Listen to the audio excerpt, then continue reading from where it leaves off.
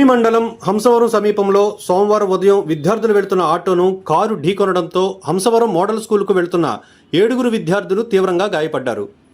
వారిని model school ఉపాధ్యాయులు హుటాహుటిన తుని ఏరియా ఆసుపత్రికి తరలించారు. ప్రస్తుతం తుని ఏరియా ఆసుపత్రిలో విద్యార్థులకు వైద్యులు చికిత్స అందిస్తున్నారు. విద్యార్థులు మరువాడుకు చెందినవారు. ఈ ప్రమాదంలో ఆటో డ్రైవర్కు కూడా గాయాలయ్యాయి. కారు ఢీకొన్న ధాటికి ఆటో పొలాల్లోకి బోల్తా కొట్టింది. కారు ఆపకుండా వెళ్లిపోయింది.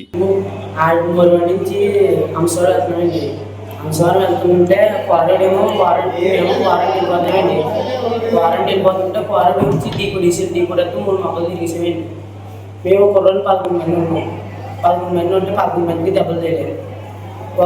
దాంట్లో ఒక ఆవిడ ఎక్కింది.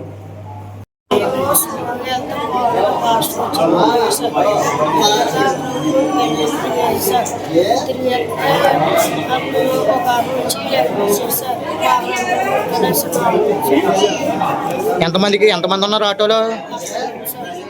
11 మందికి గాయాలయ్యా?